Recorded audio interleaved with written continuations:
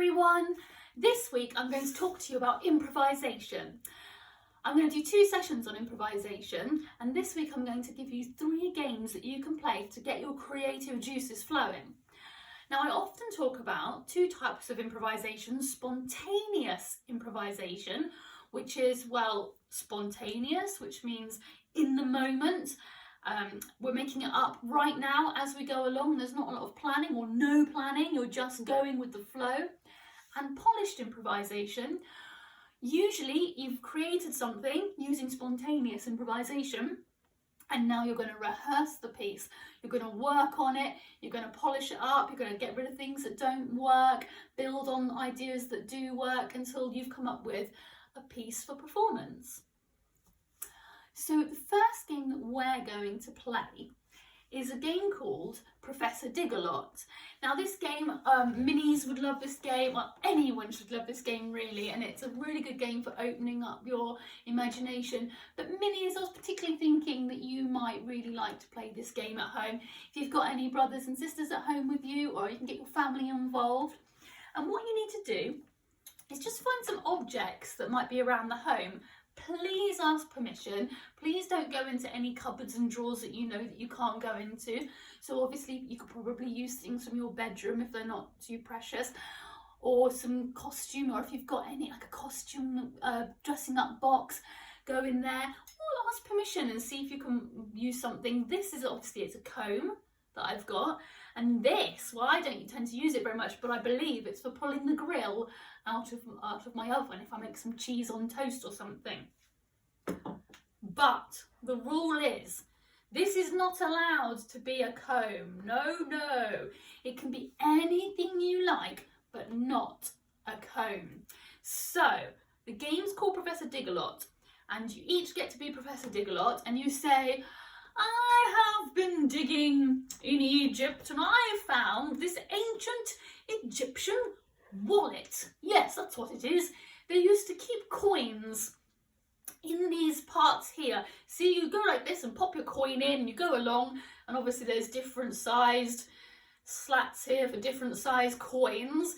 And the brilliant bit of it all is that you can take out your coins and you'll see how your money's going down and see how much you've spent or how much you've got. Genius. Then you pass the prop on and the next person will go, no. Of course that's not what it is. No.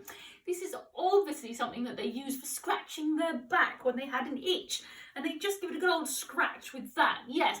Or if you had like a servant, they might scratch your back in the bits you can't reach. And then you pass it on to the next person, who will say what they think it is. There's no right or wrong as long as it's not a comb. So again, you might then, after a while, you could pass this round once or twice, however many times until you've run out of ideas, and then you can get another piece and be like, oh, we found this digging in the Amazon, and it's an ancient toe scraper. Yes, that's what it is. They used to scrape the gunk out of their toes and all in between, get all the bits out between their toes with that, and just flick it off, really, just flick off the gunk.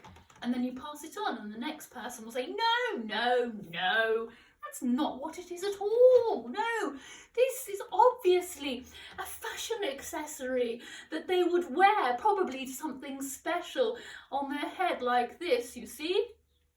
And then pass it on, and the next person can say what they think it is.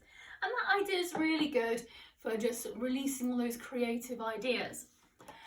The next game is called Yes and it's really good for teaching us to accept other people's ideas, because sometimes when we have ideas, we like to make sure that we get our ideas used, and we don't always listen to what other people are saying. So it's a really good skill. So again, anyone can play this game, minis, juniors, seniors, but the important thing is you listen to the other people's ideas. You need more than one person to play, but you could probably do it you can definitely do it in a pair, and you could probably get more people involved as well. And you're just going to tell a story together. But after each time you finish a sentence, the next person begins with yes and it's really good to be enthusiastic with your yes and, like, yes and. So let's tell a story. So the first person will start. Once upon a time, there was a caterpillar called Mervyn. And the next person will go, yes!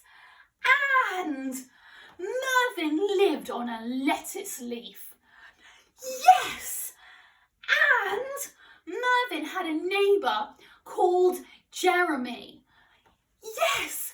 And Jeremy was a very clever caterpillar because he had invented a way to stockpile lettuce.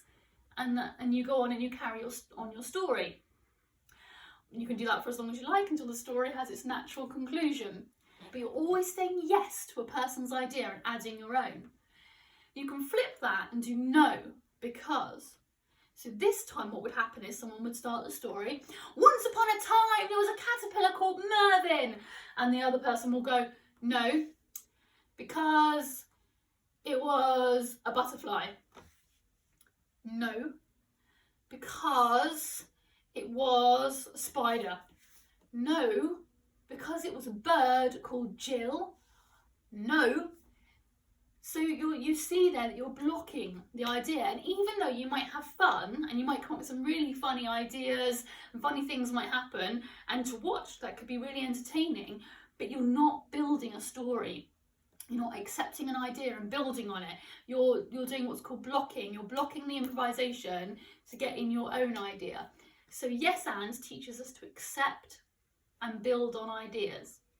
And the final game I'm going to leave you with this week is, again, you're going to need a few objects. Clothing's quite nice, hats. I've got some pretend glasses here, they're 3D glasses that I've made into prop glasses, a hairband, some goggles, some punk rock goggles, and a bowler hat.